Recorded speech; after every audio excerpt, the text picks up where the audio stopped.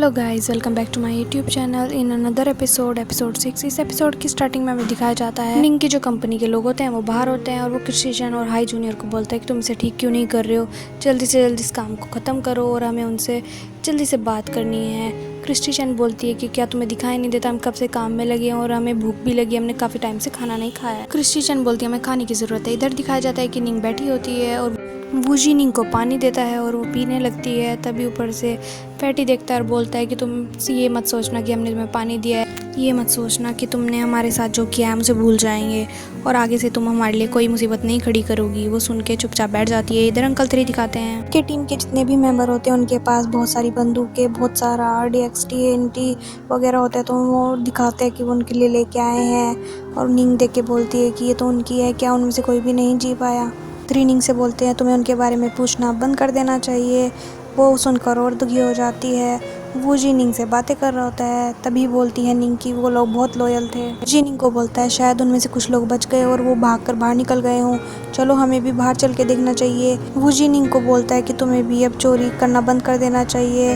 वो बोलती है कि चुप करो अपनी बात। निंग बोलती है कि हम यहाँ चोरी करने के लिए नहीं आए थे और मेरे पास एक निशान है जिसकी वजह से हम यहाँ पे आए थे। तभी फैटी वांग बोलता है कि तुम अपनी बातें बंद करो, तुम झूठ बोल रही हो, ऐसा नहीं हो सकता, तुम इतने सारे इंसान यहाँ पे आए थे और साथ में इतने सारे हथियारों से लैस भी थे।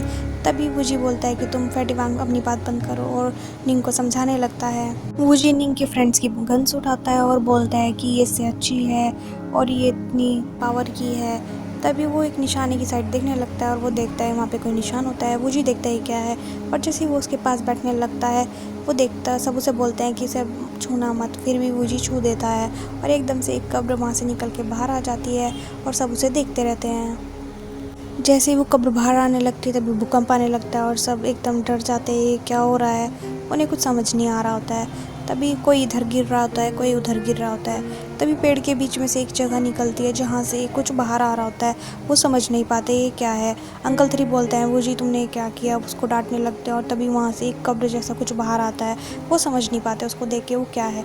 फिर वो जैसे उसके ऊपर पड़ते हैं, अरे इसके अंदर तो शायद किसी की जो खोई हुई 7 स्टार कॉफिन है वो हो सकती है। वो देखते हैं, उसके पास जाते हैं, उसको पढ़ते हैं।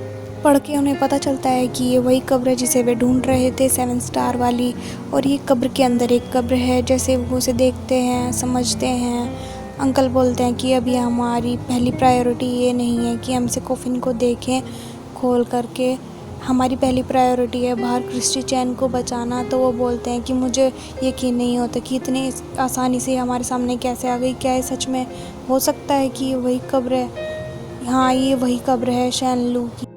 सबको पता चल चुका है कि ये शैन लू की कब्र है। वो उसे देखते हैं, वो बोलते हैं कि ऐसे हमें खोलना चाहिए। वो बोलते हैं कि ये शायद शापित भी हो सकती है और इससे हमें कोई नुकसान भी हो सकता है। पहले अंकल 3 बोलते हैं कि हमें सिर्फ इसे बाहर से देखना चाहिए, हम इसे खोल के नहीं देख सकते। अंकल वूजी से पूछते हैं कि इसके ऊपर क्या लिखा हुआ है। वूजी बोलता है कि मैं पक्का तो नहीं कह सकता, मगर इसके ऊपर इतना ही ज़रूर लिखा है कि ये कब्र शैन लू की ही है। और जैसा कि हमें पता है कि शैन लू के कोई बच्चे नहीं थे और उसकी उम्र 40 साल थी जब वो मरा था। फैटी वांग बोलता है क्या मुझे इसका कोई मतलब समझाएगा। वूजी बोलता है कि 3000 साल पुराना कॉफिन है और इसे हम दोबारा खोल सकते हैं। वूजी देखता है और बोलता है कि ये तो चैन से बहुत ही टाइटली जकड़ा हुआ है, इसे हम कैसे खोल सकते हैं और ये कैसे बाहर आया। क्या पहले के लोग इतना ही आसान तंत्र लगाकर उसे मैनेज कर देते। तभी मिस्टर 3 उधर बुलाते हैं और बोलते हैं कि यहाँ पे कुछ लिखा हुआ है। अंकल 3 देख के बोलते हैं कि इस पर जो लिखा हुआ है वो ताबूत खोलने का समय को निर्धारित करता है। जैसे ही अंकल 3 खड़े होते हैं और वहाँ पर एक चैन को खींचते हैं बाहर को, तो उसके अंदर से एक आवाज़ आती है और सभी डर जाते हैं। वो बोलते हैं क्या इसके अंदर कोई जिंदा इंसान है। तो वो देख के बोलते हैं कि क्या हम इसे खोल के देखना चाहिए। अंकल 3 बोलते हैं कि ये बहुत पुराना है और इसके अंदर हवा जाने की भी जगह नहीं है, तो कोई कैसे सर्वाइव करेगा, वो भी 3000 साल तक। अंकल 3 बोलते हैं कि हमें कॉफिन खोल के देखना चाहिए, शायद हमें बाहर जाने का रास्ता मिल जाए। इतने में ही वूजी बोलता है हमें इसे नहीं खोलना चाहिए। अंकल 3 बोलने लगे हमें क्रिस्टी चैन हाई जूनियर भी बाहर है और निंग के लोगों ने उनके सिर पे बंदूक रखी हुई है, तो हमें बाहर जाने के लिए जल्दी से जल्दी कोई ना कोई रास्ता निकाल लेना चाहिए। तभी वूजी बोलता है कि ठीक है अंकल, आई एम सॉरी। तभी इतने में फैटी वांग बोलता है कि तुम्हारे अंकल की बातों में दम है, हम अभी थोड़े से जख्मी हैं, हम नहीं चढ़ सकते इस पेड़ पर आसानी से, क्या पता हमें इसमें से कोई आसान तरीका मिल जाए जिससे हम बाहर चले जाएं और जिससे हम सारे बच भी जाएं। और इधर हमें दिखाया जाता है कि निंग के लोग क्रिस्टी चैन और हाई जूनियर को कुछ खाने के लिए दे देते हैं और वो बोलती है क्रिस्टी चैन कि तुम हमें ऐसे खाते हुए क्यों घूर रहे हो। वो बोलता है कि मैं तुम्हें देख रहा हूँ, अगर तुमने सही नहीं किया तो मैं तुम्हें जान से मार दूंगा। तभी इतना सुन के हाई जूनियर खाना वापस उस क्रिस्टी चैन को दे देता है।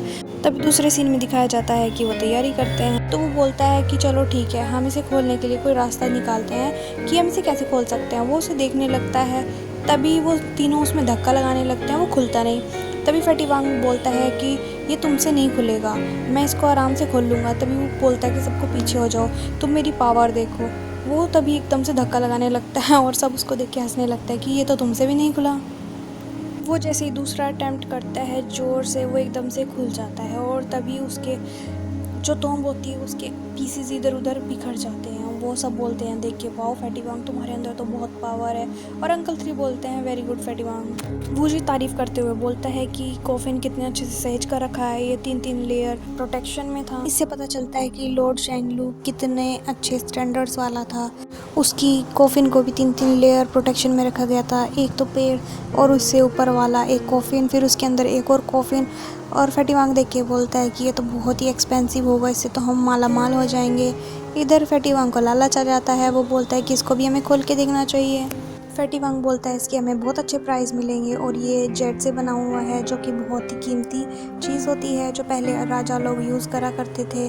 और ये तो बहुत बड़ा है, तो शायद इसके हमें अच्छे पैसे मिल जाएं। अंकल 3 बोलते हैं सब पीछे हट जाओ। तभी हमें बाहर का सीन दिखाया जाता है। वो लोग बोलते हैं कि हमें जल्दी करनी चाहिए, हम यहाँ पर ज़्यादा लंबे समय तक नहीं रुक सकते, अगर हम यहाँ रुकते हैं तो हम मुसीबत में फंस सकते हैं। क्रिस्टी चैन हाई जूनियर दूर बैठे सुन रहे होते हैं।